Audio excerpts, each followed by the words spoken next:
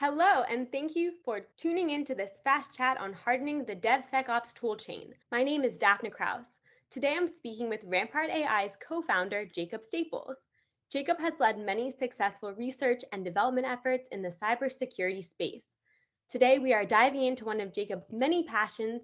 We're discussing how to harden the DevSecOps toolchain and the recent Confluence Atlassian security vulnerability. So Jacob, it's so great to have you here. Can you explain why hardening the DevSecOps toolchain is so important and how it can be achieved? Thanks, Daphne. It's great to talk with you.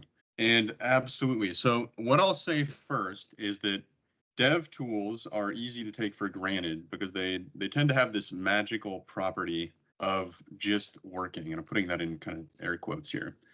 And that's true because otherwise no one would use them, right? Like if something didn't just work, you wouldn't be using it every day.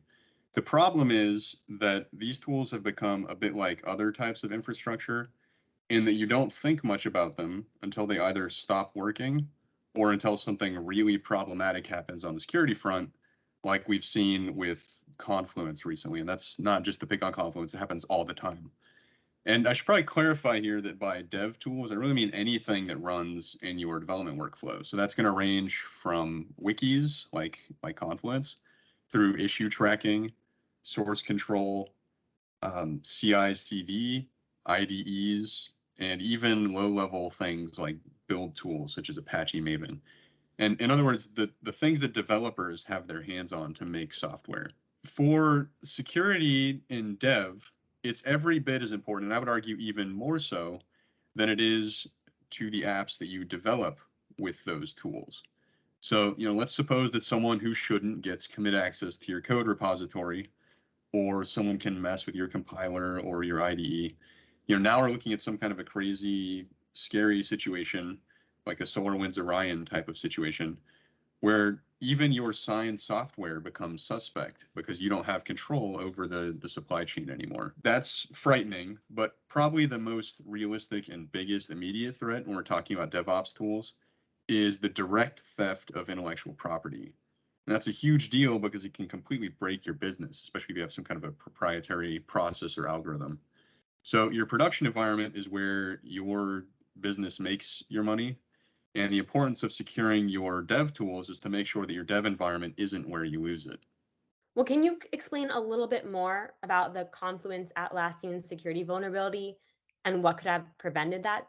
Sure, yeah. So just to be clear, we're talking about the recent CVE. The number is 2021 26084, and I can definitely tell you a little bit about how that specific vulnerability works. And the first thing you should know is that it's not really that much different from vulnerabilities like it that we've seen before. Guess what other library had an exploitable OGNL cross-section? Our old friend, the now infamous Apache Struts. And even though this isn't the same vulnerability that led to the $0.31 or whatever it wound up being check that I don't know if anyone's gotten in the mail yet from Equifax, this has happened before. And the question here is, if something like this has happened in the past, why does it keep happening? And right now, in my mind, there isn't a great answer to that question. And it kind of hints that the current way that we're developing and securing software still has some holes to it. The specific issue that affected Confluence was an OGNL code injection attack. And this thing could pop up when someone who isn't a nice person makes a request to your Confluence instance containing a header property with a malicious OGNL expression inside of it. And if you're not familiar with that kind of thing, basically a header is just a key value pair that clients and servers use to pass information back and forth along with their messages. So for example, a header might be used to specify what kind of content is in a message that I'm making a request with, or what kind of content I'm willing to accept in response.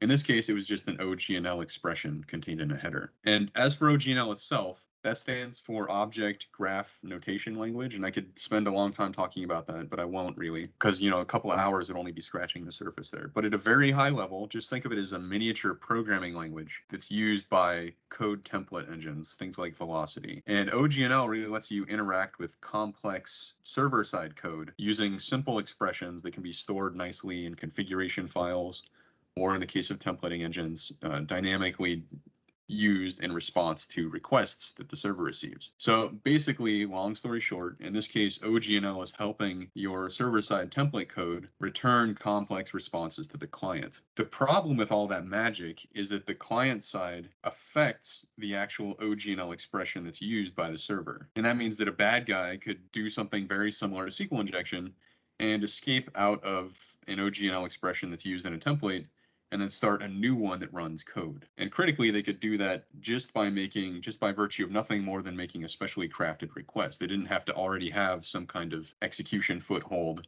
or starting point on the target system. And again, that can result in remote code execution. And now the bad folks have reverse shell and they start dropping payloads onto a box where your code lives. And that is obviously really, really bad. As for what would have prevented all that, I want to say that any of the dozens of RASP tools that are out there today should have caught that. And I'm sure that some of them did. But I'm only aware of one tool that would have been able to do that in the hours or the days before that CVE was released. And that is Rampart, which is a technology that we developed at Rampart-AI. And Rampart is a learning-based RASP that it doesn't rely on specific fingerprints or behaviors that are known before this kind of stuff happens. What Rampart does is it alerts you and optionally blocks when your app does something that the Rampart agent hasn't seen before. So if your app tries to write to a new file location, that could be alerted or blocked. If your app tries to spawn a new thread in a way that Rampart hasn't seen before, that can be blocked. If your app tries to execute a subprocess via runtime exec, which is the kind of thing that would happen in this Confluence exploit, that's going to be emphatically blocked. And if you're familiar with something called SE Linux, you can kind of think of this like audit to allow, but for the purposes of the internal operation of your application. So Rampart AI would have helped stop that vulnerability from needing a patch, essentially. It would have caught it before it happened. That's exactly right. I wouldn't say for a second that you shouldn't patch vulnerabilities, even when you have a technology like Rampart in place. But Rampart gives you an extra layer of breathing room when this kind of thing happens, because it prevents any of those behaviors that it hasn't seen before from occurring in your production environment. So if a bad person made that OGNL payloaded request to your server, Rampart sees that request and blocks the downstream horrible stuff from happening, like using runtime exec to spawn a subprocess. And most importantly, it does that for vulnerabilities and code bases that haven't even been written or discovered yet. And as to how we know that Rampart fixes problem like this, in addition to just saying that it does, we prove this out in a cyber test range. So essentially we throw on our bad guy hats and we use pen testing tools to hammer on vulnerable endpoints. And we show that without Rampart, these things are trivially exploitable. Whereas with Rampart, these attacks are going to fail every time. So that's kind of how we know that we have something valuable here and something that actually solves this problem. So going back to just talking about patching and the patching culture, we both know that patches come out all the time. So has patching become the protocol for our cyber insecurities? And is there a better way to protect against these bad actors?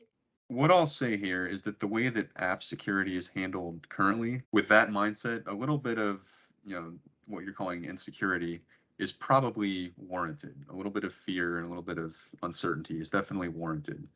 Because our posture is very reactive. So the best case scenario today is that when something bad happens, some poor sap gets a call at 2 a.m. to go update production with a patched version of a library. The worst case scenario, though, is much more terrible than that. And that is that you don't know until 3 months later that all of your IP got stolen and possibly even that your product was used to Trojan into your customer machines. And at that point, app security doesn't matter to you because your business isn't going to exist for much longer. So at Rampart AI, what we're saying is that this after the fact reactive approach that's been taken, this patch oriented approach, it's just not good enough. Instead, what we need to be doing is continuously monitoring what apps are doing and blocking them from ever going off the rails in the first place. And that's something that we believe we are unique in offering to the application security space. Well, Jacob, thank you so much for your time. And to our listeners, thanks for sticking around. For more information about Rampart AI's DevSecOps solution, head to rampart-ai.com. Until next time, stay secure.